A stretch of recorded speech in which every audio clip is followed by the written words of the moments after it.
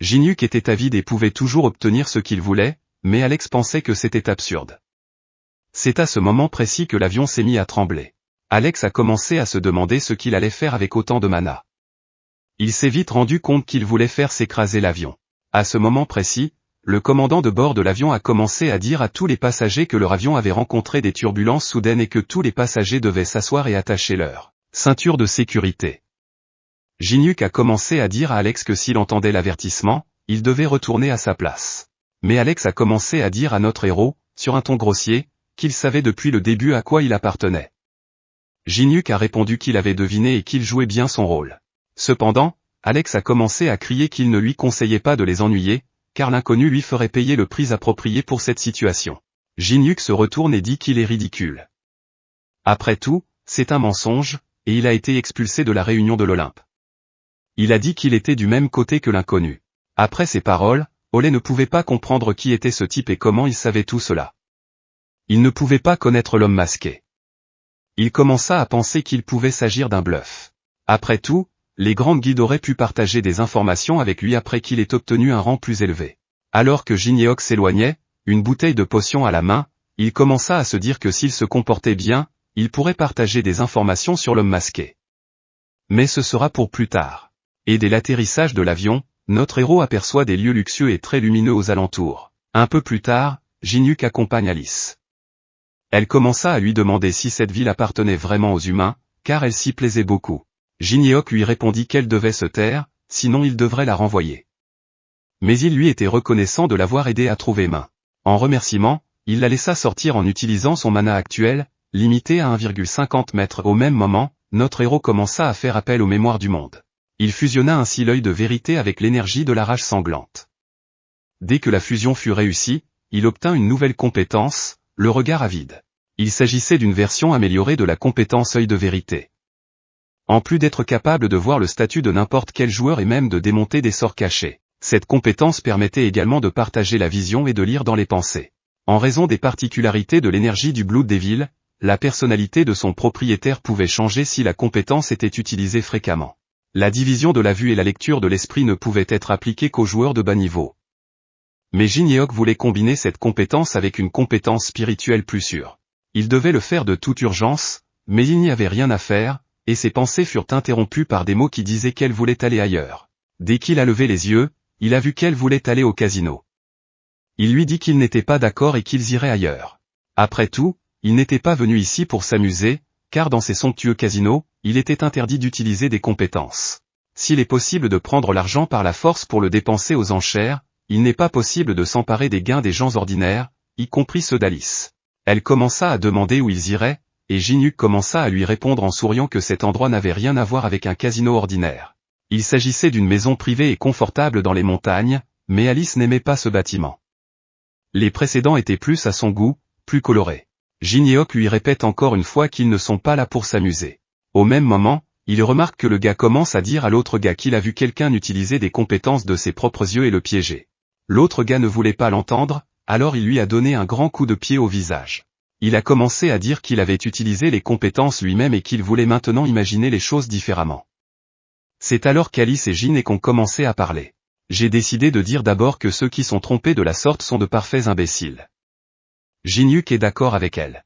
Dès qu'ils sont entrés, Alice a vu beaucoup de choses intéressantes et a commencé à demander à Jinhyuk ce qui rendait cet endroit différent des autres. Il lui expliqua qu'il s'agissait d'un casino où l'on pouvait utiliser la magie. Puis il l'a prise dans ses bras et l'a assise au bar. Il a dit au barman qu'il payait tous les frais et qu'on lui servirait toutes les boissons qu'elle voudrait essayer. Elle n'a pas apprécié car elle n'était pas sortie depuis longtemps, mais il l'a fait s'asseoir et a commencé à lui raconter ce qu'il allait faire en privé. Lorsque Jinhyuk a bu le verre que le barman lui a donné, il a commencé à dire qu'il était venu ici pour gagner de l'argent. Le héros commence à s'approcher de l'une des tables, où un croupier commence à utiliser la compétence de blocage. Le joueur principal ciblé par cette compétence n'est pas affecté par les autres compétences, et les compétences appliquées à la cible restent en vigueur. Un croupier nommé Pedro a distribué des cartes à tous les participants, et lorsque Jinhyuk a regardé ces cartes, il s'est rendu compte que ce croupier avait une bonne main. De ce fait, il avait déjà perdu 500 000 $. Il était dangereux de perdre davantage, et il a décidé que cette fois-ci, il gagnerait. Après tout, il savait que cette fois-ci, il pouvait gagner. Dès qu'il a vu le gros montant, notre héros a décidé de parier all-in, car il y avait environ 5 millions de dollars sur la table. Tous les spectateurs qui se trouvaient derrière l'argent ont commencé à se demander pourquoi il avait décidé de miser une telle somme. Notre héros avait confiance en lui, car il était sûr que tout irait bien malgré le montant élevé de la mise. Mais dès qu'il ramassa son verre, il s'aperçut qu'il était un peu sale, et il commença à se demander quelle guilde contrôlait l'endroit. Le marchand lui répondit que c'était la guilde des concierges qui investissait et contrôlait.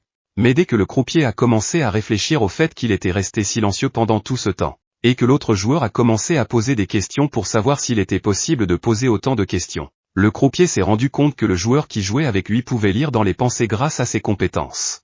Au même moment, le croupier a commencé à dévoiler les cartes, car il savait que cela n'avait pas d'importance. Après tout, s'il change les cartes au moment où elles sont révélées, il ne pourra rien faire. Le croupier a donc commencé à utiliser son tour de passe-passe, il a changé les cartes lui-même, mais il a échoué. Après tout, il a vu qu'il y avait la même paire de manteaux, et il n'a pas compris comment cela s'est produit. Après tout, il a utilisé la compétence et a échangé les cartes, mais c'était impossible. Notre héros était heureux d'avoir 2 rois dans ses mains, et c'était un grand soulagement pour lui. Après tout, il a gagné et a commencé à remercier le croupier de lui avoir donné une paire de rois. Grâce à sa compétence de regard avide, notre héros a pu lire les pensées du croupier, et pour lui, cette capacité était très bonne. Dès que notre héros a commencé à prendre les jetons qu'il avait gagnés, quelqu'un s'est approché de lui en courant et en lui disant d'attendre. Et dès qu'ils se sont approchés, un homme a commencé à dire qu'il ne savait pas quelle compétence il avait utilisée pour obtenir une telle victoire. Mais il devait le suivre, et Jinuk n'aimait pas ça, parce qu'il ne traite pas bien les visiteurs. Mais l'un des hommes a commencé à dire qu'on n'appelle pas visiteur ceux qui emportent un tel prix, et il s'est mis à crier à ses amis de l'emmener dans la salle. Et dès qu'il s'est retourné, il a vu qu'il était écrasé par le gros taureau qui était venu avec lui. Quand il s'est retourné, il a vu notre héros, qui était ennuyé qu'il ait commencé à parler. En entendant ces mots, il s'est souvenu de quelque chose qu'il avait entendu à l'entrée. Il disait que ceux qu'il battait étaient de parfaits imbéciles. Et maintenant, il allait casser la figure de ces types qui étaient venus lui prendre son argent, qu'il avait gagné honnêtement. Au même moment, l'un des gardes tire sur notre héros, mais le tir est raté, car notre héros esquive et saute de côté à temps. Immédiatement après, il a attaqué celui qui lui avait tiré dessus et l'a cloué au sol d'un seul coup. Les autres joueurs qui assistaient à cette bataille étaient heureux de voir cela, car enfin quelqu'un pouvait remettre ses gardes à leur place. Alice, qui était assise derrière le bar, commença à demander au barman, comment s'appelle la boisson qu'elle vient de boire? La barmaid lui répond qu'il s'agit d'un cocktail appelé baiser de feu, qui exprime l'amour naissant entre les amants. Mais Alice n'aimait pas ce nom et pensait qu'il s'agissait d'une sorte d'absurdité. Jenek a continué à battre ses gars, et l'un d'eux a commencé à crier à son subordonné, quand est-ce que la direction arrive? Celui-ci lui a répondu que la guilde serait là dans 30 minutes. Au même moment, ce type a réalisé que quelque chose avait mal tourné, et même s'il se trouvait maintenant dans une zone criminelle. Et même ici, il est difficile de trouver un combattant aussi imparable. L'un des agents de sécurité a commencé à montrer un téléphone au gérant en lui disant qu'ils avaient un problème et que le gérant devait le voir immédiatement. Dès qu'il a décroché le téléphone, il a vu les photos et s'est rendu compte que cette personne avait récemment obtenu le grade S en Corée. Immédiatement après, il est devenu nerveux, car il s'est rendu compte qu'il y avait une vingtaine de joueurs de haut niveau en Amérique, et que l'un d'entre eux se trouvait juste devant lui. S'il continuait à tout gâcher ici, il allait tout simplement détruire le casino. Immédiatement, le directeur a commencé à crier pour que tout le monde s'arrête. Il a commencé à enlever sa veste et à s'agenouiller, en disant à notre héros qu'il s'excusait de ne pas l'avoir reconnu et d'avoir agi de façon si incontrôlable. Jinek allait devoir s'excuser cette fois-ci, mais Jinek ne comprenait pas pourquoi il avait soudainement décidé de s'excuser, ou s'il s'était rendu compte qu'il perdait son temps à le contacter alors qu'il l'avait reconnu plus tôt. Mais le directeur ne le pensait pas, et Jinek lui répondit que c'était tout à fait vrai. Après tout, n'était-ce pas à l'origine le cas que celui qui se fait battre est l'imbécile? Il a fait un pari, a gagné le montant moyen, mais ils sont intervenus, et ont donc également causé un aléa moral. Tout compte fait, 10 millions de dollars lui suffiraient, ou le gérant devrait fermer son établissement. Un peu plus tard, alors que tout s'est déjà calmé, Jinek se trouve dans la rue et constate que 10 millions de dollars sont arrivés sur son compte. Il se rend compte que cette somme sera suffisante pour acheter le bon objet lors de la vente aux enchères. Bientôt, ce sera leur tour. Mais au même moment, une voiture s'approche de lui. Dès qu'il s'arrêta, le conducteur, qui avait baissé sa vitre, commença à demander « Êtes-vous l'invité numéro 117 ?» Jinek répondit par l'affirmative et le chauffeur commença à lui dire qu'il allait le conduire à la salle des ventes. Dès qu'il est monté dans la voiture et qu'il a commencé à rouler, il a commencé à s'interroger sur le fait qu'il était impossible de voir où il allait. Après tout, Toutes les vitres étaient teintées et, de l'extérieur, cela signifiait que la salle des ventes était cachée. Il était impatient d'arriver et ils ont finalement atteint le lieu de la vente aux enchères. Le chauffeur a souhaité à notre héros de passer un bon moment et a commencé à rouler. Dès que le chauffeur s'éloigna, Alice commença à demander à Jeannec s'il n'avait pas oublié sa promesse, mais ce dernier commença à lui dire d'attendre. Après tout, il les conduisait à dessein vers un endroit peu visible, et elle ne devait pas se montrer grincheuse. Un peu plus tard, alors qu'ils continuaient à rouler de plus en plus loin, Jeannec commença à lui demander si elle aimait l'endroit où ils étaient arrivés. Alice répondit qu'elle aimait tout, car c'était un endroit digne d'une noble comme elle. Dès qu'ils commencèrent à se diriger vers la porte, Alice demanda s'ils allaient directement à la vente aux enchères. Jeannec lui répondit qu'il était temps, car ils étaient déjà en retard, et qu'elle devait essayer de ne pas attirer l'attention. Après tout, il y aurait trop d'yeux ici. Une fois à l'intérieur, notre héros a entendu une conversation où l'un des gars disait à la fille qu'il était venu ici 175 fois, et que chaque année il y participait. Mais cette fois-ci, il est plus inquiet que d'habitude, et se demande s'il y aura des objets liés à la tour ici. Après tout, d'après les rumeurs, un cœur d'ichthyosaure sera mis aux enchères. Tout cela est dû à l'apparition de la tour et à l'énergie magique. De nombreux joyaux anciens perdus vont être ressuscités, et il est impatient, même s'il ne pourra pas au moins les voir. Au même moment, Alice commence à ressentir une sorte de malaise et se couvre le nez avec sa main. Mais notre héros ne s'est pas rendu compte de ce qui se passait. Tout cela à cause de cet homme, qui commença à dire à notre héros qu'il était heureux de le rencontrer et commença à se présenter, qu'il s'appelait Zadric. Il a commencé à demander à Jeannec qu'il avait probablement déjà deviné qu'il était le professeur de cet imbécile sans valeur qu'il avait rencontré dans l'avion. Notre héros a commencé à spéculer sur le fait que ce type avait même amené son professeur, mais il a apparemment reçu une bonne claque. Après tout, il est revenu sans résultat et sans élixir, et Jeannec a commencé à utiliser ses compétences, regard avide. Et dès que la compétence a fonctionné, notre héros a vu une fenêtre de notification d'un type qui s'appelait Cédric. Ce faisant, il a pu voir les compétences de celui qui avait la capacité mur du bourreau et l'ordre du commandant. Jeannec commença à réfléchir à ce qu'il avait imaginé, la capacité de nécromancie de ce type était impressionnante, et ses compétences correspondaient parfaitement. Avec un minimum de mana, il peut utiliser beaucoup de magie. C'est pourquoi tout le monde veut mettre la main sur cette compétence. Bientôt, une autre fenêtre de notification apparut, indiquant les conditions de copie. Cédric était très fâché de l'échec de son élève. Apprends la magie noire avec lui et obtiens un A. Ensuite, vous pourrez copier la capacité ou la compétence. Mais ces conditions de copie ne convenaient pas à notre héros, et il ne comprenait pas de quoi il s'agissait. Après tout, le système semblait avoir clairement perdu la tête. Et dès que Jeannec s'est approché de Cédric, il a commencé à dire qu'il avait obtenu un objet rare grâce à son apprenti, et que le vol était intéressant. Ce à quoi Cédric a répondu que le ciel est loué si c'est le cas, et qu'il était venu spécialement pour recorriger les informations qu'il avait sur cet inconnu masqué. C'est un gros problème pour eux, et Jeannec, se rendant compte que ce vieil homme est direct, commence à dire qu'ils sont dans un endroit magnifique maintenant, et qu'il faudrait en discuter une autre fois. Mais soudain, Cédric arrête notre héros avec son bâton et commence à dire qu'il est désolé, mais qu'il n'y aura pas d'autre moment, parce qu'il doit s'occuper de l'inconnu masqué le plus tôt possible. Mais Jeannec n'aimait pas son ton, et de la main elle repoussa son bâton, et commença à dire qu'il semblait avoir manqué le point où cela devenait sa préoccupation.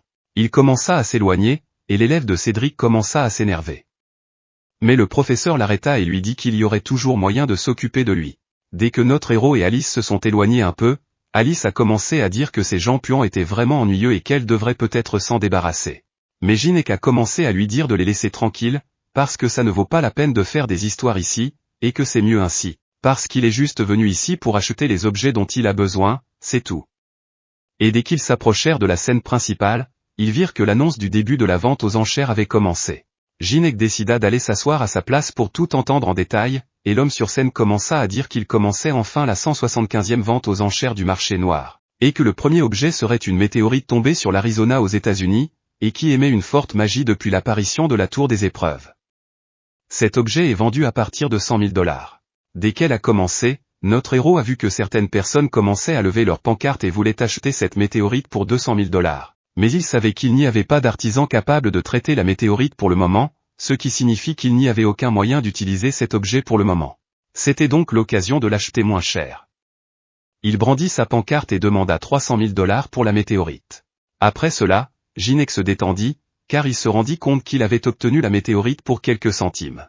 Mais à ce moment-là, quelqu'un des derniers rangs a levé sa plaque et a dit qu'il était prêt à payer $1 million, ce qui a surpris notre héros. Mais dès qu'il a levé les yeux, il a vu le vieil homme avec son élève. Immédiatement après, les enchères ont commencé. Le deuxième lot était un catalogue scellé de tous les hôpitaux pour 100 000 $. Tout le monde a commencé à lever sa plaque d'immatriculation et a dit qu'il était prêt à donner 200 000 et même 250 000. Notre héros lève sa plaque d'immatriculation et dit qu'il est prêt à l'acheter pour 300 000. Mais Cédric lève à nouveau sa plaque et dit qu'il est prêt à l'acheter pour $1 million. Tous les autres acheteurs étaient choqués, entendre à nouveau une telle offre de la part de ce type était incroyable. Ils ne pouvaient pas croire qu'il avait immédiatement augmenté le prix 3 fois. Le terrain a été vendu à un vieux monsieur nommé Genek pour $1 million. Genek, qui était assis à l'étage, commença à se rendre compte que ce type voulait tout racheter. Il l'avait à l'œil et commença à réfléchir à la manière dont il pourrait être plus malin que lui, concevant son propre plan. L'homme sur la scène commença à parler de l'année suivante, qui fut trouvée en Amérique du Sud. Il s'agissait d'une relique de la civilisation maya. Dès que Genek s'est levé, il en a demandé 50 000 et Alice a commencé à demander qu'il n'a même pas fini la description et a décidé de l'acheter. Je ne suis pas déraisonnable non plus, mais elle n'a même pas réalisé que Genek avait un plan. Notre héros ne s'est pas laissé arrêter par ses actions et Cédric a de nouveau levé sa pancarte en disant 3 millions et il a accepté. Et dès que Genek a abaissé sa plaque, le terrain a été vendu pour 3 millions à un homme âgé. Une fois le lot présenté, les assiettes ont été soulevées par seulement 2 personnes qui ont marchandé entre elles, et finalement quelques artefacts ont été vendus à Cédric et à l'homme sur scène. L'apprenti de Cédric commença à dire à son maître qu'il ferait mieux de se retirer. Mais Cédric l'a giflé avec sa plaque d'immatriculation et a commencé à lui dire qu'il était complètement idiot et qu'il ne pouvait pas laisser ce type arrogant obtenir ce qu'il était venu chercher ici. Ils ne veulent pas subir de pertes car ils ont assez d'argent et ils devraient obtenir tout ce que ce type veut. Il rejette la faute sur un inconnu masqué. Et l'homme sur scène a commencé à parler de l'année prochaine pour les vrais connaisseurs. Il commence à présenter le premier échiquier, et certaines personnes dans la salle commencent à murmurer que c'est une babiole. Ils ont décidé d'économiser leur argent pour l'année prochaine, qui était le cœur de leur tausauru. Après tout, ils ne comprenaient pas qui aurait pu se séparer d'un tel échiquier, puisqu'il n'y avait même pas de chiffre dessus. Au même moment, Alice remarque que notre héros commence à soulever l'assiette et dit qu'il est prêt à la prendre pour 50 000 $. Mais Cédric a levé son assiette et a dit que l'enchère était portée à 100 000. Par la suite, les joueurs ont commencé à faire monter leurs enchères de plus en plus haut, passant de 150 à 8 millions de $, prix demandé par Cédric. Les autres joueurs ont commencé à penser qu'il y avait peut-être quelque chose qu'ils ne savaient pas. Après tout, cette personne malade est en train d'acheter un objet peu reluisant pour 8 millions. Genek commence à s'inquiéter, prend sa plaque et dit qu'il donne 10 millions de $ pour cet objet. Au même moment, Cédric se met à sourire. Et il s'est levé d'un bond en criant qu'il paierait 30 millions de $ pour le conseil. Car il s'est rendu compte que 10 millions de $ était la limite de notre héros. Il trouva enfin ce qu'il voulait vraiment et commença à crier que s'il voulait mettre la main sur cette chose, il devait le faire à ses conditions. À ce moment précis, Genek s'est pris la tête, car il ne comprenait pas d'où venait tant d'argent. Après tout, il avait déjà beaucoup dépensé, alors combien lui restait-il? Ce qui s'était passé ici était contraire à ses attentes. Il commença à penser qu'il avait besoin d'un nouveau plan. Et au moment où l'homme sur scène commençait à dire que le numéro 56, le premier échiquier, était acheté par un vieux monsieur pour 30 millions de $, Alice commença à dire qu'elle paierait 100 millions de $ pour cet échiquier. Cédric n'en croit pas ses oreilles. Comment peut-on payer une telle somme pour un échiquier ordinaire? Et qui est cette petite fille assise à côté de Gineok qui rend Cédric nerveux? Après tout, il a déjà dépensé plus de 10 millions pour toutes sortes de déchets. S'il s'arrêtait, ce serait une défaite totale. Il a commencé à crier qu'il était prêt à donner 110 millions. Mais à ce moment-là, Alice l'a interrompu et a dit qu'elle était prête à payer 200 millions de $. Cédric n'a pas apprécié et a commencé à lui dire de ne pas dépasser les bornes. Après tout, qui pourrait croire qu'elle possède 200 millions de $? L'homme sur scène a commencé à lui dire que ce n'est pas parce qu'ils ne lui font pas confiance. Et il a commencé à lui demander si elle pouvait fournir un relevé du solde de son compte. Puis Alice a commencé à faire apparaître un portail dans son dos, d'où sont tombés de nombreux bijoux et objets en or. Dès que le personnel a commencé à vérifier tous ces trésors tombés de son portail, l'homme qui a vérifié la couronne a commencé à dire qu'elle valait plus de 500 millions de $ et Cédric n'en croyait pas ses yeux. Cette petite fille pourrait être une personne inhabituelle, mais plus dangereuse que cette Gineok qui garde cette mystérieuse fille près d'elle. Il commença à deviner qu'il pourrait avoir un adversaire qui lui poserait problème à son insu. Et dès que la situation changea, Cédric se tourna vers Jean, disant à son apprenti de passer au plan B. L'apprenti commença à s'approcher avec un sourire niais et dit qu'il avait finalement attendu ces mots. Au même moment, notre héros s'approche de l'échiquier qu'il a acheté et l'homme qui se tient sur la scène commence à dire qu'il le félicite et qu'il est prêt à lui remettre son premier échiquier. Ginek est bien sûr reconnaissant. Mais c'est un peu exagéré. Et Alice lui répond qu'elle s'en moque, qu'elle a déjà prévu de démonter cette camelote. Et surtout qu'elle ne supporte pas de voir ces imbéciles regarder de haut son entrepreneur. Après avoir dit cela, Ginek se rendit compte que cette petite fille avait des mots dignes d'éloge. Mais soudain, il y eut une forte explosion derrière notre héros, et la salle entière commença à s'effondrer. Tous les joueurs commencèrent à sortir de la pièce qui s'effondrait. Ils couraient à toutes jambes pour s'échapper le plus vite possible. S'ils restaient ici ne serait-ce qu'une minute, ils mourraient tous. Mais l'apprenti de Cédric surgit de nulle part, et à l'aide de son épée, il trancha plusieurs personnes qui tentaient de s'enfuir.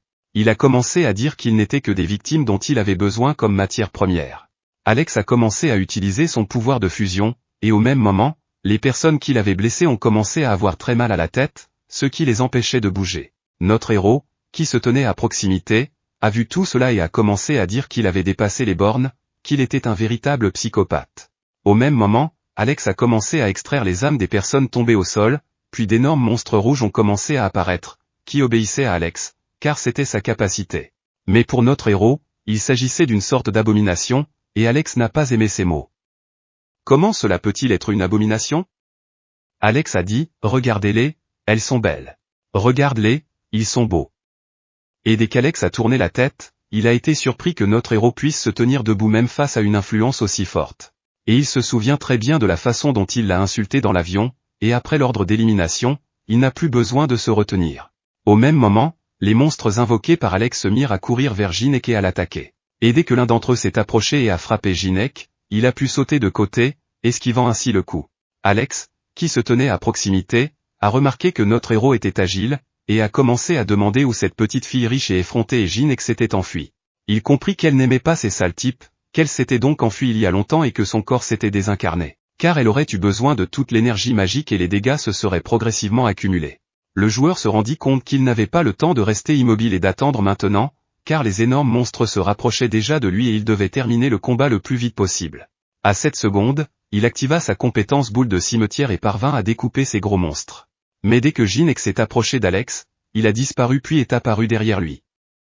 Dès qu'il est apparu, il a commencé à dire qu'il était excité de ne pas pouvoir suivre la vitesse de Ginek. Mais il était heureux que la quantité de ressources soit plus importante que prévu.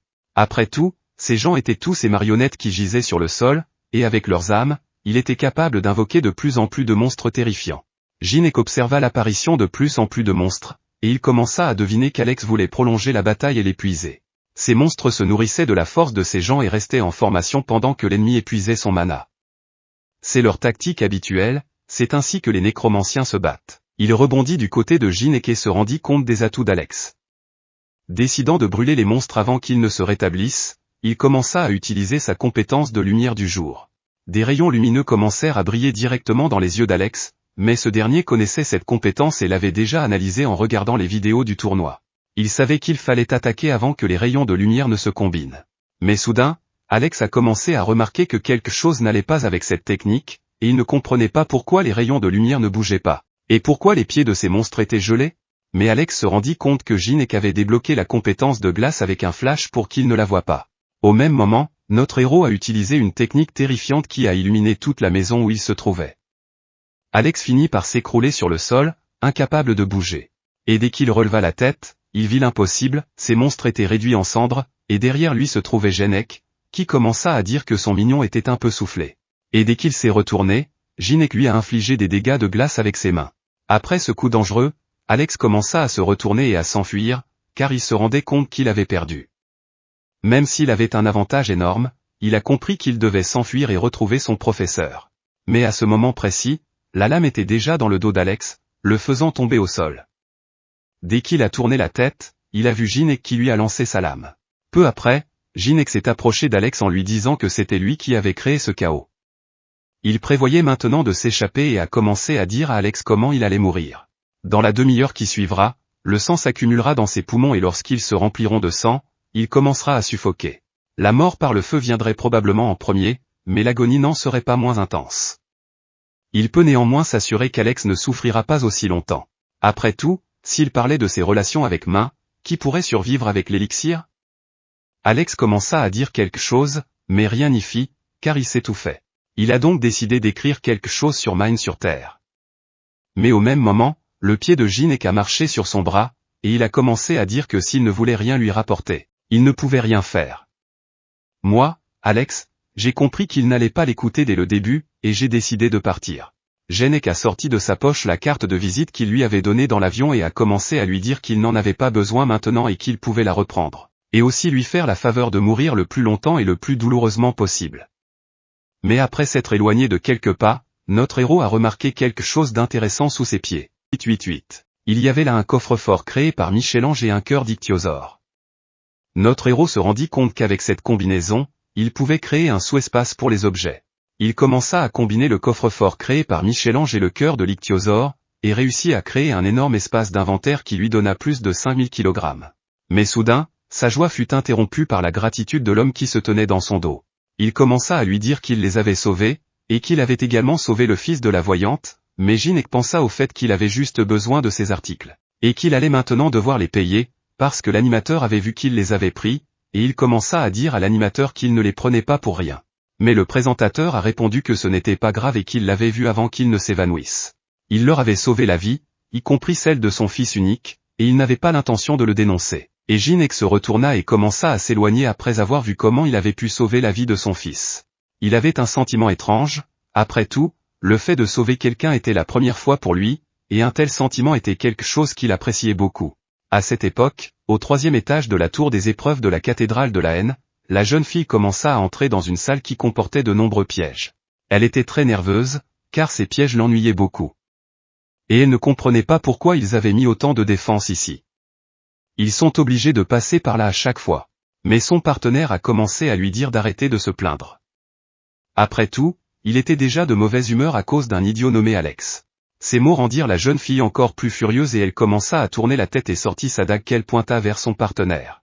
Après cela, elle commença à dire qu'elle ne devrait pas s'inquiéter de son humeur, mais soudain un 3e personnage apparut et commença à leur dire à tous les 3 d'arrêter de se battre. L'homme encapuchonné au masque bizarre disait qu'il n'arrivait pas à croire qu'ils avaient survécu ensemble pendant plus de 10 ans.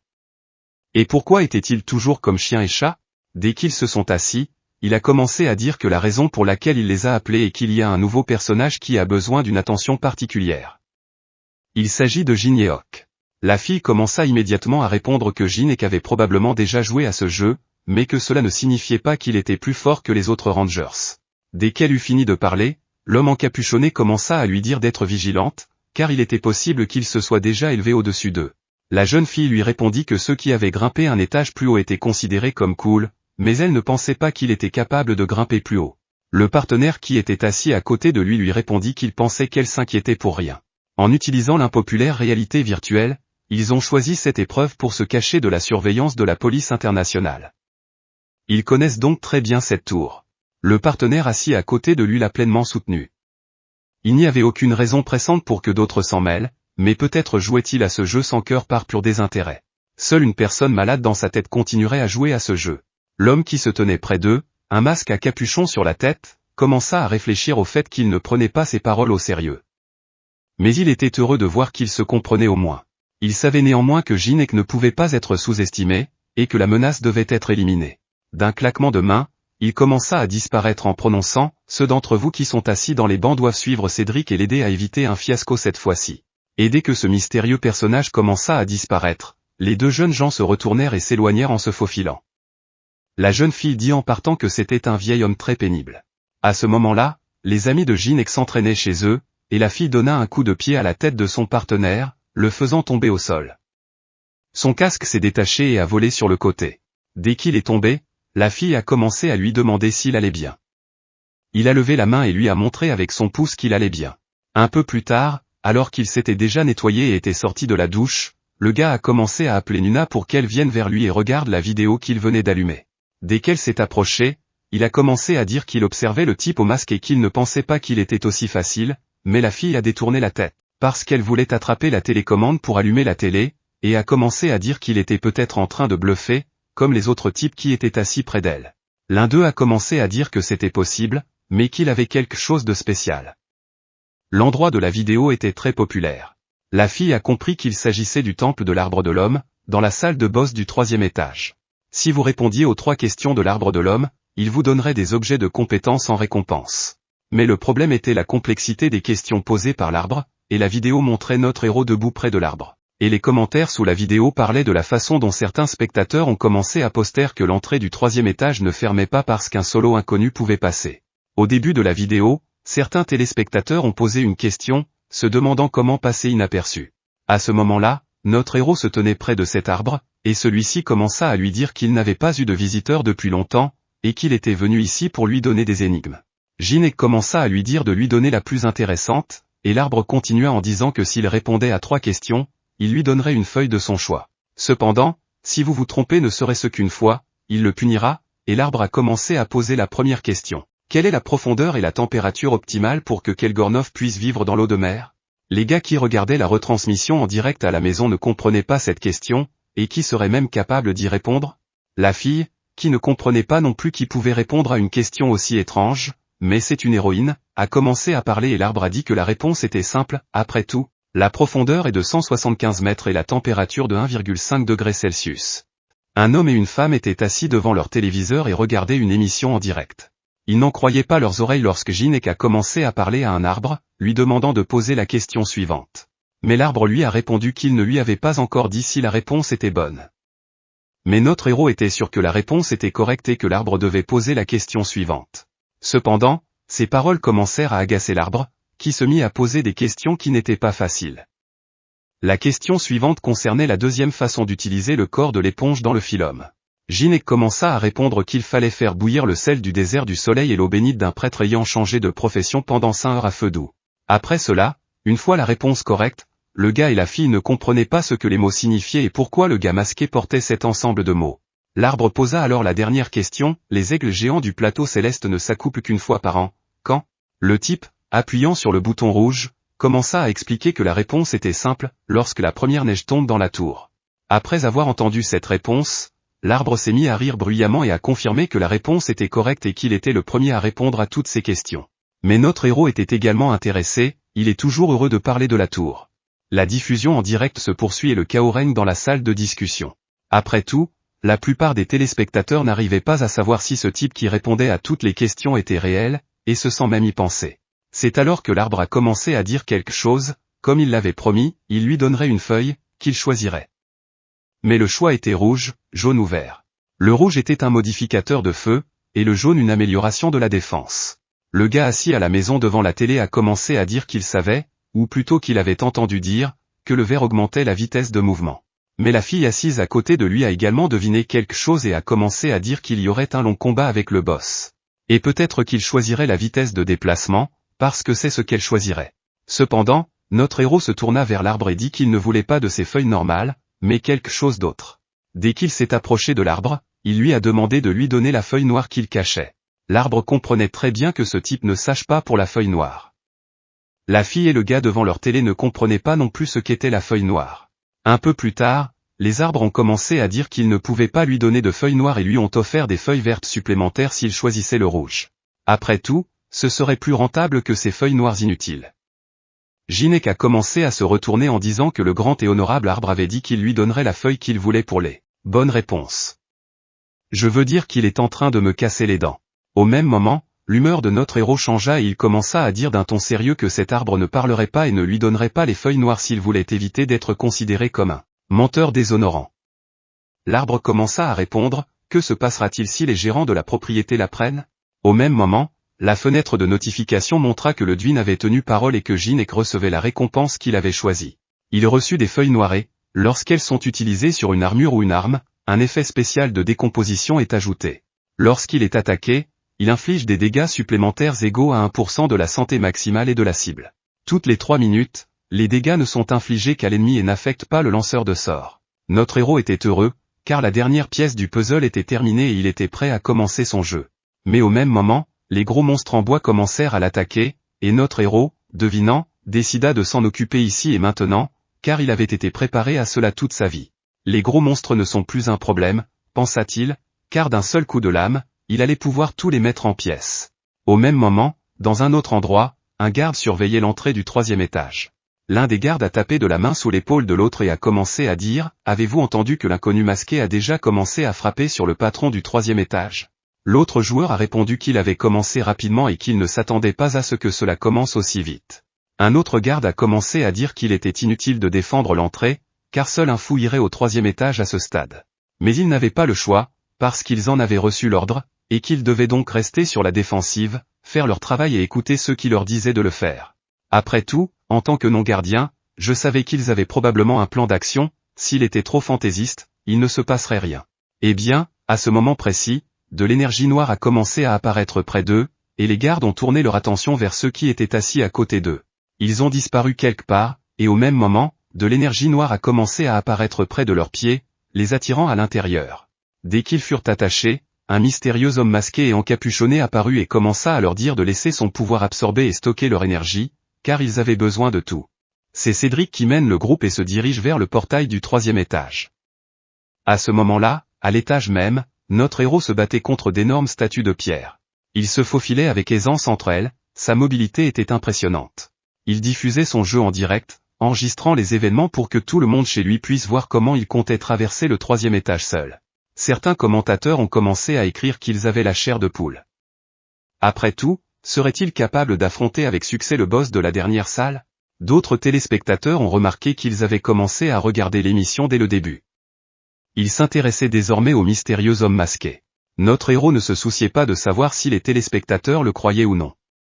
Après tout, il avait déjà rencontré tant de difficultés qu'il ne voulait plus se laisser distraire par des commentaires nerveux. S'approchant de la caméra qui enregistrait tout ce qui se passait au 3e étage, il commença à dire « Si vous voulez regarder, regardez. Si vous ne voulez pas regarder, vous pouvez partir. » De nombreux streamers encouragent les spectateurs à regarder afin d'augmenter le nombre de vues. Depuis le début, si vous vous concentrez, vous pouvez tout faire.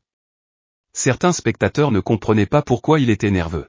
Notre héros savait que s'il se laissait aller à ses émotions, un fandom se formerait parmi ceux qui apprécieraient cette concentration.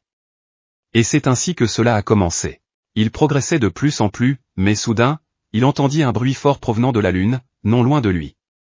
Il a immédiatement pensé qu'il y avait quelqu'un d'autre que lui ici. À partir de ce moment-là, il a commencé à terminer son émission en direct. Et dès que l'émission fut terminée, plusieurs monstres du 3e étage commencèrent à apparaître près de cette grande explosion et commencèrent à se battre contre le groupe de mains qui venait d'entrer par la porte du 3e étage. Ici, ils avaient déjà exécuté leur sort pour vaincre rapidement tous les monstres qui se trouvaient devant eux. L'immense armée commença à se battre les uns contre les autres, et tout cela était observé par notre héros, qui se tenait sur la pente. Il commença à deviner que les Mayas semblaient être apparus à l'improviste. Mais dès qu'il regarda de plus près, il se rendit compte que les deux camps étaient de force égale. Après quelques minutes de combat, notre héros commença à remarquer que la faction de main était un peu plus forte que les monstres. C'est ce que remarquèrent certains sorciers, qui commencèrent à se dire que le coup allait être dirigé vers eux. Il fallait qu'ils poussent un peu plus pour achever le sort. Au même moment, des projectiles de glace commencèrent à voler vers les sorciers, et ils n'arrivaient pas à comprendre d'où ils venaient. Ils comprirent bientôt qu'il s'agissait d'une attaque à distance de l'ennemi, et ils commencèrent à déployer leurs boucliers pour se protéger de ces coups violents. Mais ils n'arrivaient toujours pas à savoir d'où venait exactement l'attaque. Dès que la fumée s'est dissipée, ils ont commencé à crier à leurs compagnons squelettes qu'il était seul et qu'il fallait l'éliminer rapidement pour pouvoir continuer l'attaque. Dès que les archers squelettes ont commencé à tirer avec leurs arcs, et que les flèches ont commencé à voler vers notre héros, il a commencé à se déplacer sur le côté pour se mettre à l'abri des flèches ennemies. Au même moment, il a activé sa compétence protection céleste, et les monstres invoqués par la faction ont commencé à échapper à leur contrôle. Certains mages se rendirent compte qu'ils ne pouvaient pas le contrôler avec la compétence du saint, et décidèrent de se concentrer sur le contrôle de l'esprit. Cependant, cela ne les a pas aidés, et un grand mutant invoqué a commencé à écraser tout le monde, aussi bien les étrangers que les leurs.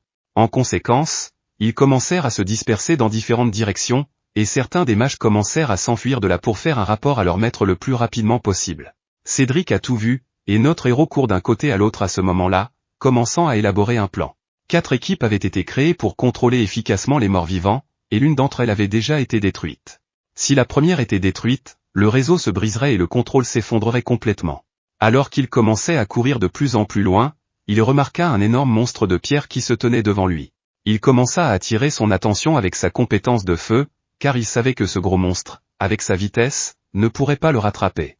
La statue de combat principale se mit à courir juste derrière notre héros, qui se dirigeait à toute vitesse vers l'une des escouades principales. Remarquant que l'énorme statue et un inconnu masqué commençaient à s'approcher d'eux, ils ont commencé à paniquer et étaient déjà prêts à les arrêter. Mais soudain, notre héros se trouva dans le dos de deux des mages et commença à leur dire qu'ils ne pourraient pas l'arrêter. À ce moment-là, un énorme monstre de pierre a sauté dans les airs et s'est dirigé vers un grand groupe d'ennemis. Dès qu'il se posa sur le sol, il y eut une énorme explosion qui fit voler toutes les statues ennemies et les mages des mines dans des directions différentes. Au même moment, l'un des mages commença à dire à son maître que la première équipe avait également été détruite. Si cela continuait, ils allaient se retrouver encerclés. Cédric avait tout compris, car il se tenait à distance et observait toute la situation, voyant tout ce qui se passait de ses propres yeux. Il a commencé à hurler sur le type d'ennemi qu'ils affrontaient, et à chaque fois, ce type s'est planté. Au moment où Cédric se mettait en colère et commençait à utiliser sa compétence de gardien de pyramide, l'autre mage derrière lui commençait à dire à son maître que s'il utilisait cette compétence, il n'y aurait plus de mana pour attaquer le boss. Mais Cédric n'en avait cure et lui ordonna de se taire, car il décida de concentrer toute sa puissance sur la destruction de l'inconnu masqué. Il commença à invoquer d'immenses êtres appelés gardiens. Dès qu'ils apparurent, Cédric mit un genou à terre, car il était un peu surmené, et dit à son pupille de s'approcher. Au même moment, il commença à lui soutirer sa force vitale avec sa magie noire. À cette seconde précise, toute l'énergie vitale a commencé à quitter l'homme. C'est ainsi qu'il est devenu plus fort et qu'il a commencé à dire à ce type de ne pas bouger. Car s'il flanche, la douleur ne fera qu'empirer. Notre héros, qui regardait cela, n'arrivait pas à croire qu'il était en train d'absorber l'énergie de son camarade. Et dès que l'énergie s'est épuisée, Cédric a commencé à dire qu'il était de nouveau sur la bonne voie, et qu'il attendait cela depuis très longtemps. Maintenant, il était prêt à commencer à s'amuser. Après ces mots, l'armée du nécromancien commença à avancer vers notre héros, et Cédric commença à dire que c'était la plus puissante de ses armées. Ces soldats momies peuvent librement utiliser des bandages aussi solides que l'acier, manier à la fois la défense et l'attaque, et ils ne pouvaient pas être plus forts que les morts vivants. Il aurait dû les retenir pour combattre le boss du 3e étage, mais il voulait en finir avec Jinek tout de suite. Et ce jeu valait bien ce genre de gaspillage. Cédric était prêt à tout pour tuer cette ordure masquée. Non loin de la bataille se tenait un couple qui venait d'arriver au château et qui avait reçu l'ordre d'aider Cédric dans la bataille contre l'inconnu masqué. Il regardait le combat, stupéfait de voir pour la première fois Cédric faire de son mieux pour maîtriser un seul homme. De plus, ils commencèrent à remarquer que l'homme masqué se comportait bizarrement, et le gars qui se tenait à côté de la fille déclara que le plan de l'homme masqué de détruire la base était certainement bon, mais que rester sur le champ de bataille après cela était pour le moins stupide. Il avait manifestement mal évalué le rapport de force et allait le payer. Après avoir vu les squelettes, les chevaliers et la mort, il pensait probablement pouvoir s'en sortir, mais c'était imprudent. Cédric avait beaucoup de capacités problématiques. Le type décida qu'il ne servait à rien d'intervenir dans cette situation. Cependant, l'attention de la jeune fille fut soudainement attirée par le mystérieux homme masqué, et elle ne comprenait pas ce qu'il faisait. Jinek, qui avait esquivé l'attaque du nécromancien, commença à se souvenir du bon vieux temps et de l'expérience qu'il avait eue lorsque l'homme lui avait dit que son épée était forte et tranchante. Mais il était très tendu, et son erreur dissipait ses forces. Il aurait dû faire attention à la corde qu'il tenait dans sa main. Après tout, un vrai maître est capable de porter un bon coup avec un minimum de force. Il aurait dû imaginer qu'elle bougeait librement, comme le vent, souple et flexible, pas constant. Et au bon moment, il libérerait l'énergie de son mouvement, qui serait capable de faire des dégâts critiques à un moment où sa vie pourrait être en jeu. Et alors que le vieil homme finissait de montrer sa technique, il commença à demander à Jin Yeok s'il voulait lui enseigner l'art spirituel de l'épée Shuomu. Au même moment, notre héros commença à appliquer une partie de la compétence de l'art spirituel de l'épée Shuomu, et au même moment, l'énergie du nécromancien commença à être attirée par l'énergie spirituelle de Jinek. Mais ce n'était pas tout, notre héros commençait toujours à appliquer la compétence d'art spirituel de l'épée qui grandissait rapidement, de plus en plus haut, et il commençait à devenir encore plus fort. Le nécromancien qui se tenait à proximité ne comprenait pas pourquoi le tourbillon de son art spirituel était si fort qu'il attirait tout ce qui se trouvait autour de lui. Au même moment, Cédric commença à avoir une puissance terrifiante devant lui, qui commença à se transformer en une 5e danse, une sorte d'épée dans laquelle se trouvait la destruction de l'âme. Tous ces guerriers nécromanciens commencèrent à mourir et le chaos s'installa autour de lui. Cédric ne savait pas quoi faire, mais il commença soudain à utiliser sa compétence de double comptage. Il espérait pouvoir échapper à l'attaque terrifiante de Jinek. Cédric ne comprenait pas comment cette ordure de masque avait pu obtenir un tel pouvoir. Après tout, cela ne faisait qu'1 an et demi que le monde avait changé. Mais ses pensées furent interrompues par l'attaque de notre héros, qui détruisit le bâton qu'il tenait dans sa main. Son double bouclier fut également détruit, et Cédric s'envola sur le côté, commençant à réaliser qu'il devait rapidement s'enfuir, car il ne pouvait pas gagner dans ce combat. Et il se mit à crier, à l'intention des autres personnes qui gisaient sur le sol, pour que quelqu'un au moins appréhende l'inconnu masqué. Il commença à donner des ordres à tout le monde, mais personne ne répondit, car la plupart étaient inconscients. Et dès que notre héros s'est approché de lui, il a commencé à dire que la pomme ne tombe pas loin de l'arbre, parce qu'il est comme son élève, et il s'est d'abord vanté de l'avantage. Et lorsqu'il se rend compte qu'il ne peut pas gagner tout de suite, il s'enfuit. Il l'avait pourtant appris de son mentor. Et soudain, le jardin d'enfants commence à changer ce dont il se souvient, ces mots qu'il vient d'entendre, et commence à deviner que ce mystérieux homme masqué s'avère être ce type, Ginec, qui a commencé à lui dire de dire bonjour à son élève. Et au même moment, notre héros a commencé à appliquer sa compétence d'élément de feu et à massacrer Cédric. Et pendant qu'il brûlait, Ginec a commencé à lui dire qu'il avait peur qu'il s'ennuie tout seul. Il envoya donc son professeur directement vers lui, et dès que Cédric mourut, tout le village du nécromancien commença à disparaître et tous les monstres qu'il avait invoqués commencèrent à tomber au sol. Les mages qui se tenaient près d'eux et qui pouvaient comprendre ce qui arrivait aux monstres invoqués commencèrent bientôt à deviner que leur seigneur de guerre Cédric avait probablement perdu.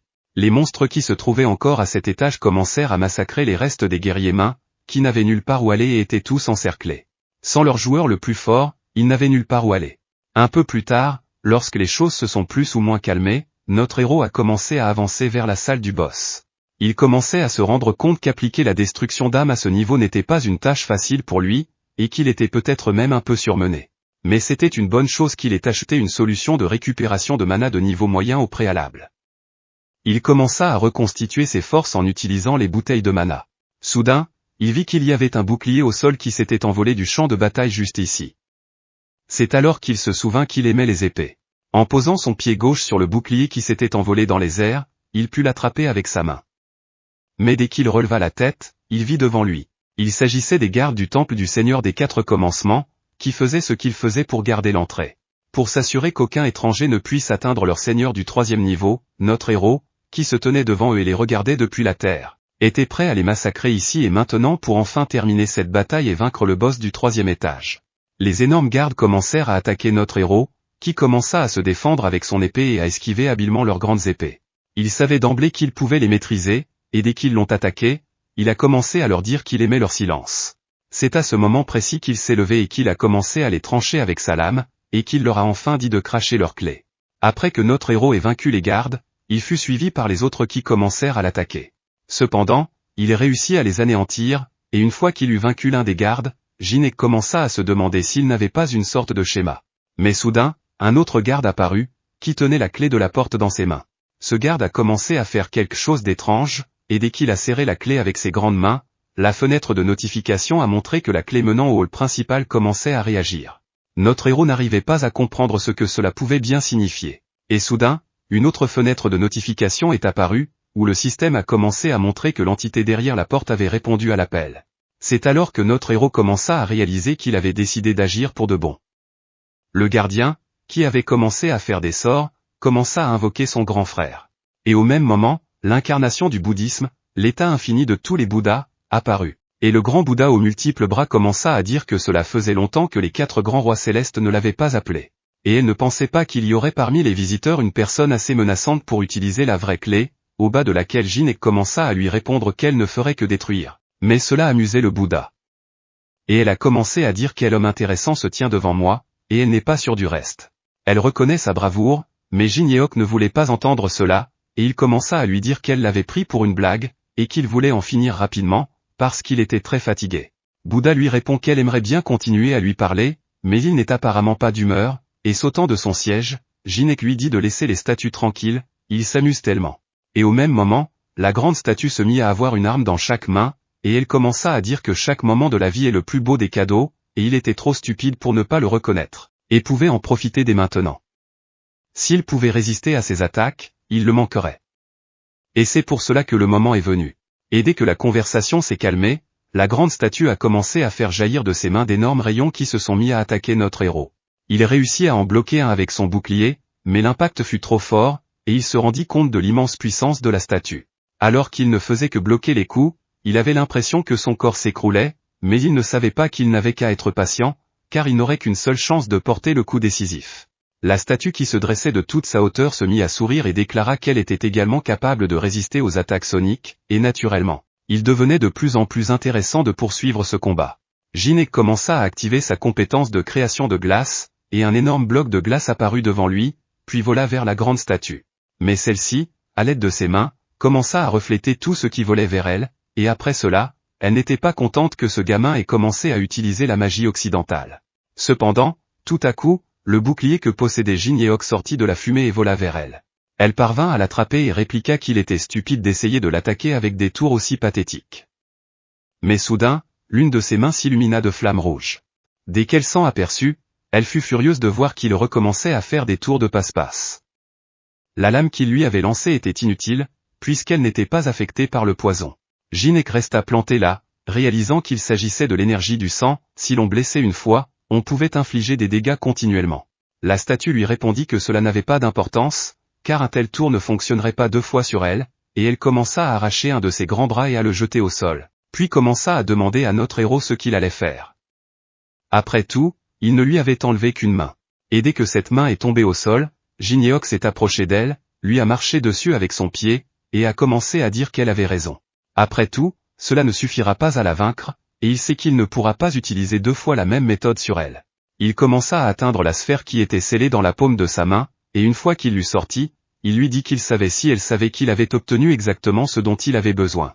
Au même moment, la grande statue commença à réaliser que ce garçon avait ciblé sa main avec la gemme depuis le tout début. Dès qu'elle baissa le regard vers le sol, elle vit notre héros commencer à rassembler le grimoire, la principauté et la gemme. Et un instant plus tard, l'aube dorée de Lemeton était créée. La description de ce livre était la suivante: ce livre est de la magie écrite par le grand Salomon. Il contient les descriptions de 72 démons et vous permet de libérer vos capacités magiques jusqu'à leurs limites. Les capacités démoniaques ne se manifestent pas pleinement, ce qui limite la croissance maximale des capacités. Cela a suffi à notre héros, et il a commencé à les utiliser. Et au moment où son regard commençait à agir, il vit les conditions de l'épreuve. Avalokiteshvara détestait la magie occidentale au point d'en être effrayant. Dans le temps imparti de 5 minutes, il doit énerver son adversaire en utilisant la magie de glace et lui créer une belle statue. Une musique et une tenue appropriée sont nécessaires pour remplir les conditions. Dès que Jinek a lu les conditions, il n'a pas pu y croire, car il était écrit: après tout, si la raison pour la chanson est la statue, le système devient de plus en plus fou. Mais il savait qu'il pouvait quand même le faire. Cependant, la statue qui regardait tout cela ne comprenait pas ce qu'il faisait. Jinek commença alors à sortir son instrument de musique et déclara que même si les conditions étaient étranges, il ne pouvait pas abandonner. Si nous prenons les 25 étages inférieurs, il ne pourra obtenir le mandala qu'ici. Dès que la musique a commencé à retentir, Jinyeok a commencé à lui dire de ne plus rien demander à partir de maintenant parce qu'il n'est pas au courant de ce qui se passe non plus. Et au même moment, des cheveux dorés ont commencé à apparaître sur sa tête. La grande statue commença à s'énerver encore plus et décida qu'il allait faire une blague devant elle. La grande statue commença à activer sa compétence de mandala, et à cette seconde précise, une arme énorme et puissante apparut dans ses mains. Et dès que l'arme est apparue, elle a commencé à marcher rapidement sur notre héros, en hurlant pour qu'il ressente la douleur qui suit 1 million de samsara. Mais Jinek était déjà préparé à cette attaque, et il commença à activer la création de glace avec son livre. Un grand bloc apparut juste devant lui et commença à lui servir de bouclier. Une fois qu'il eut réussi à bloquer l'attaque, il se rendit compte qu'en pompant la création de glace, le résultat était tout à fait satisfaisant. De ce fait, la grande statue commença à devenir encore plus furieuse. Au même moment, 2 personnes regardaient le combat, un homme et une femme qui avaient suivi les combats précédents. Ils regardaient tout cela et n'en croyaient pas leurs yeux. Le type à la grande statue avait mis la musique en marche, et ils avaient du mal à croire que sa magie avait atteint un niveau si élevé qu'elle en était venue à bout. Ils se demandaient s'il était malade ou si c'était un génie. Mais la jeune fille se mit à fixer Jinyeok et se demanda, est-ce une perruque sur sa tête, ou ses vrais cheveux? Après tout, il ressemble à ceux que l'on vend pour quelques centimes dans les magasins. Mais son partenaire s'est levé et a dit que ses actions ne pouvaient pas être prédites, car c'était un inconnu qui avait vaincu Cédric, et qui combattait maintenant une puissante statue. La puissance de cette statue est énorme, et il est difficile d'en venir à bout même après avoir atteint le 10e étage. On l'appelle le 2e boss du 3e étage, et ce type la combat au-delà des capacités des gens ordinaires. La fille, après avoir entendu ces mots, commença à se demander s'il pourrait le vaincre s'il commençait le combat maintenant. Mais le type répondit que ce serait difficile, et la fille décida d'abandonner. Après tout, il ne pourrait pas réussir s'il n'avait que le soutien des dirigeants. Mais le gars n'était pas d'accord avec cette décision et a commencé à dire que leur place dans la hiérarchie, qu'ils avaient défendue avec tant d'obstination, serait mise en péril. La fille s'est retournée et lui a demandé ce qu'il comptait faire dans un tel cas. Il répondit qu'il était prêt à prendre le risque et sortit une pièce de son inventaire, disant qu'il était temps de l'utiliser. Et à cette seconde précise, notre héros combattant la grande statue commença à remarquer que de l'énergie noire commençait à apparaître sur la pente près de lui, et il réalisa que Main n'avait pas seulement envoyé Cédric pour le combattre. Mais pendant qu'il réfléchissait à la situation qui s'était produite sur la colline, la grande statue a réussi à le blesser à la jambe avec ses lasers. Elle commença à lui dire de ne pas oser se détourner d'elle et tout en s'accroupissant sur un genou. Jinek commença à utiliser sa compétence d'élément feu et lui dit qu'il était en train de se peigner et qu'il ne pouvait donc pas se concentrer, et il recommença à activer la création de glace. Au même moment, il commença à l'attaquer avec ses projectiles de glace et lui dit qu'il était même un peu inquiet grâce à elle. Sur ce, la grande statue commença à s'énerver encore plus et à l'attaquer à son tour. Mais ce n'était pas suffisant, alors elle activa sa barrière piège après avoir dit idiot. Un grand dôme commença à apparaître autour d'eux, et Jin Yeok n'avait nulle part où aller. La grande statue commença à réaliser qu'elle ne pouvait que se défendre, et où était passée sa confiance. Elle commença à attaquer avec ses lasers dans différentes directions, faisant rebondir ses lasers sur la barrière, volant dans différentes directions. Au même moment, Jinek commença à activer la création de glace et à se défendre contre les lasers qui volaient dans toutes les directions. Après tout, il était préparé à un tel développement. La grande statue commença à croiser les bras et à dire au héros qu'il était inutile de résister. Il allait mourir maintenant, et ses grandes mains commencèrent à s'étendre à l'extérieur du dôme, le serrant. Immédiatement après, elle activa une lance divine apparue dans l'une de ses mains. Dès qu'elle la brandit, de gros blocs de glace commencèrent à voler dans différentes directions à cause de la puissance de l'attaque. Elle était sur le point d'admettre qu'elle l'avait finalement vaincue, mais elle commença soudain à remarquer quelque chose d'étrange. Et maintenant, cela semblait si étrange, Jinek était déjà dans un autre endroit et s'en approchait. Utilisant sa compétence de création de glace, il commença à geler la grande statue, la transformant en une prison de glace. Après tout, il savait qu'elle ne supportait pas la magie de glace, et il était difficile pour elle de l'imaginer agir de façon aussi offensive. La petite statue emprisonnée dans un piège de glace ne comprenait pas pourquoi quelqu'un qui avait atteint le nirvana grâce à son développement personnel agissait avec autant de préjugés. Au même moment, Jinek utilisa sa magie de glace pour créer une grande main qui montra un doigt d'honneur à la statue, ce qui commença à l'agacer au plus haut point. Et de l'intérieur de l'enfermement, la statue commença à proférer qu'elle l'enverrait dans une souffrance sans fin et le ferait renaître en insecte des milliers de millions de fois. À cet instant, le système de notification indiqua que les conditions de copie avaient été remplies et qu'il avait pu copier la capacité du mandala. Seule l'harmonie avec soi-même et avec le monde permettait d'utiliser cette compétence pour créer une arme d'une puissance particulière. En suivant un entraînement de l'esprit et du mental, on peut acquérir la capacité de déterminer la direction d'une attaque. Dès que notre héros a fait tomber la perruque de sa tête, il a commencé à parler à la statue pour qu'elle ne gaspille pas ses pouvoirs. Il commença à appliquer sa compétence de mandala, et la grande statue n'en croyait pas ses yeux. Comment est-ce possible, et comment a-t-il pu obtenir cette capacité? Après tout, il avait fallu des siècles de méditation pour que le mandala s'ouvre devant lui. Comment un simple être humain a-t-il pu l'obtenir? Jinek répondit qu'il s'assurerait que le potentiel de sa compétence ne soit pas gaspillé. Et à cette seconde même, il commença à la détruire avec ses compétences. Dès que sa compétence atteignit sa cible, elle commença à se briser en plusieurs morceaux. Corrigez le texte pour les erreurs, car juste après cela, le niveau de Jinek a commencé à augmenter et il s'est approché de la statue détruite. Il a commencé à chercher une clé, et a finalement réussi à trouver et à obtenir une clé en pierre, dont la description indiquait qu'indépendamment de la situation et de son niveau, il pouvait invoquer le boss de la zone. Cependant, cette clé ne pouvait être utilisée qu'au 3e étage. Immédiatement après, notre héros commença à sortir et à contempler le fait qu'il avait maintenant un boss problématique à vaincre, et qui s'avérait plus difficile que dans le jeu. En passant devant le Cédric brûlé, Jinek a commencé à sentir qu'il était un peu surmené, et il a donc décidé de dépenser des stats en mana. Dès qu'il augmenta son mana de 71 à 77, il se sentit immédiatement mieux. Lors de sa prochaine tentative, il décida qu'il devait se préparer à utiliser le mana des rayons X, car il en manquait toujours. Alors qu'il s'apprêtait à se rendre dans la salle du boss, il se souvint qu'il lui restait des choses à faire. La tour des épreuves est un lieu à l'atmosphère particulière, à la tombée de la nuit, la température baisse rapidement et l'agressivité et la force des monstres augmentent. C'est pourquoi, la nuit venue, la plupart des joueurs quittent la tour ou cessent de chasser, à la recherche d'un endroit sûr. Notre héros, dès la tombée de la nuit, s'est assis dans la forêt et s'est préparé un repas sur le feu. Il s'agissait d'une énorme crevette, qui ne peut être pêché que dans la rivière près du temple, au 3e étage de la tour des épreuves. Dès qu'il a commencé à la manger, il s'est souvenu que la saveur qu'il n'avait pas pu apprécier auparavant était incroyable. Il essaya à nouveau ce plat, et la prochaine fois, il devrait peut-être apprendre à cuisiner. Mais soudain, il perçut un bruissement dans la forêt et vit 2 personnes s'approcher de lui. C'était un couple qui le suivait depuis un moment. La fille commença à dire qu'ils allaient peut-être devoir passer la nuit ici, et elle demanda s'ils pouvaient le rejoindre avant l'aube. Après tout, ils étaient censés partir avant la tombée de la nuit, mais ils ne l'avaient jamais fait. Ginec accepta et proposa de s'asseoir près du feu, car il faisait plus chaud ici qu'au fond des bois. Dès qu'ils s'assirent, la jeune fille se présenta sous le nom de Milna et le gars assis à côté d'elle s'avéra être le Chaga. Ils étaient heureux de se rencontrer. C'est alors que Ginec a commencé à leur demander ce qu'ils avaient vécu et quelles difficultés ils avaient dû surmonter. Il avait préparé pas mal de choses. Ils pouvaient donc se régaler. La jeune fille qui tendait la main était déjà prête à prendre cette nourriture et à commencer à manger. Après tout, elle la regardait et elle avait l'air si appétissante. Mais le gars qui était assis à côté d'elle commença à dire qu'ils appréciaient cette gentillesse, mais qu'ils ne mangeaient pas ce qu'un étranger offrait, surtout de la part d'une personne qui se cachait le visage. Ginec a commencé à reprendre la nourriture et à la poser sur le sol. Elle décida de leur demander pourquoi ce masque les dérangeait. Après tout, il est très populaire de nos jours.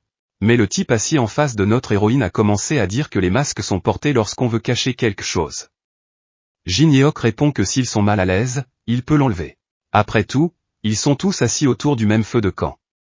Le garçon et la fille sont surpris, mais Ginec poursuit en disant qu'il n'est pas intéressant de simplement l'enlever et propose de jouer à un jeu. Après tout le monde ici veut apprendre à se connaître davantage, et il est nécessaire de poser 3 questions à tout le monde. Si tout le monde répond à ces questions, il enlèvera immédiatement le masque. Texte corrigé, corrigez le texte pour les erreurs et le simple fait de répondre à une question signifie que vous ne dites pas nécessairement la vérité et que, de toute façon, vous ne pouvez pas connaître la vérité. Les paroles de l'homme assis en face de notre héros n'ont pas permis de comprendre ce qu'il voulait faire. Mais il a tout de même estimé qu'il ne leur ferait certainement pas de mal.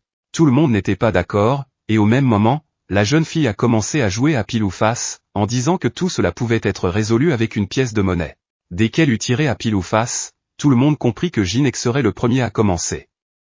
Cependant, il commença à remarquer qu'il y avait une magie légèrement visible dans cette pièce. C'était la pièce de Caligula, et il fallait choisir une cible pour y infuser de la magie pendant 5 minutes afin d'influencer l'esprit de l'adversaire.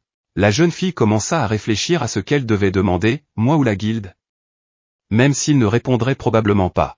Soudain, elle réalisa ce qu'elle voulait demander, et posa donc une question à notre héros, y a-t-il des camarades ici? Ginec réalisa qu'il s'agissait d'une question pratique, et qu'elle voulait juste connaître le nombre de ceux qui pourraient se cacher quelque part dans la forêt. Il commença à répondre qu'il était venu ici et dit maintenant la question est, il est venu et maintenant il était en route, et il semblait aller chasser le chef. Mais pourquoi ne faisait-il que regarder? Après tout, il était clair qu'il se battait. La jeune fille commença à répondre qu'ils attendaient le bon moment pour entrer dans le temple. L'endroit avait une mauvaise réputation et il fallait être prudent. Immédiatement après avoir répondu, la fille commença à dire que c'était à son tour de poser des questions, et commença à demander « Pourquoi l'homme masqué est-il venu à la tour pour de l'argent ou quelque chose comme ça ?» Ginec comprit que si leurs intérêts étaient alignés, elle voulait juste le mettre de son côté. Et il commença à répondre « Ce qu'il veut, je ne sais même pas, s'il parle de ce qu'il veut, ils pourront remplir ces conditions. » Et la fille a répondu, en acceptant que si leurs intérêts s'alignent. Après tout, ils sont capables de beaucoup de choses, et notre héros commença à poser la dernière question. S'il répondait, il enlèverait son masque, comme il l'avait promis. Et la jeune fille se demandait ce qu'il voulait demander en dernier. Et Ginec commença à dire que la dernière chose qui l'intéressait était de savoir si l'association principale pensait vraiment qu'il était assez nombreux pour lui tenir tête. Les gars furent immédiatement découragés, et la fille commença à dire que c'était ce qu'elle pensait, parce qu'ils connaissaient déjà leur vrai visage. Ils avaient vu de leurs propres yeux à quel point il était fort, car il s'était attaqué à la grande statue à lui tout seul. Elle poursuivit en disant qu'il souffrait de toute façon à cette époque, et qu'il s'était rendu compte qu'il s'était trop affaibli, et en balançant son bras, elle déclara qu'ils avaient de quoi le remettre d'aplomb. Et au moment où elle balançait sa main pour lancer à toute vitesse vers notre héros sa pièce, il s'est passé quelque chose. Elle resta là, sans bouger, et elle ne comprenait pas pourquoi cette pièce ne fonctionnait pas. Au même moment, le héros commença à se lever et dit que cette pièce était très bien, mais qu'elle ne pouvait pas l'utiliser maintenant. Après tout, Notre héros avait utilisé sa compétence jugement d'Anubis lorsqu'il avait commencé à poser des questions. Leur puissance a été réduite de 50% et a été bloquée pendant 1 minute. Le gars a commencé à crier qu'ils étaient débloqués et qu'ils devaient passer au plan 2 et appliquer des compétences, mais la fille a crié qu'aucune de ses compétences ne fonctionnait. Notre héros, qui avait posé sa nourriture sur un rocher voisin, commença à dire qu'ils étaient dans une telle confusion. Au même moment, 2 grands piliers apparurent, et la fenêtre de notification indiqua que les dieux du temple étaient satisfaits de l'offrande. Notre héros devait choisir un sujet pour tenir le jugement d'Anubis. Au même moment, Jinek choisit le totem du grand seigneur de guerre qui serait l'adversaire de la victime. La jeune fille qui se tenait debout et regardait le grand totem d'en bas ne comprenait pas ce que c'était, car elle n'avait jamais entendu parler d'une telle chose. Il y avait 2 gardiens de la terre à proximité, un grand seigneur de guerre d'une immense armée de seigneurs de guerre, qui s'approchait déjà de ce couple pour les détruire. L'homme qui se tenait à côté de son partenaire commençait à se demander si le sacrifice n'avait pas réveillé les piliers. Ce qui signifiait qu'il ne s'agissait pas d'un simple retournement de situation, mais d'une véritable manifestation de puissance. Et au même moment, il vit Jin-Yeok s'allonger et commencer à dire qu'il était très fatigué, et qu'il valait mieux ne pas bouger précipitamment, car de toute façon, il ne pourrait pas s'échapper. Après tout, c'est à ce moment que le seigneur de guerre de l'au-delà commença à activer l'interdiction de sortie. Mais ce type décida d'agir à coup sûr et dit à Jinek que s'il le tuait, ce serait jusqu'à ce que les 2 piliers disparaissent. Mais Jinek lui répéta encore une fois de ne pas bouger, car à ce moment-là, derrière ce type, le grand commandant commença à activer l'avertissement.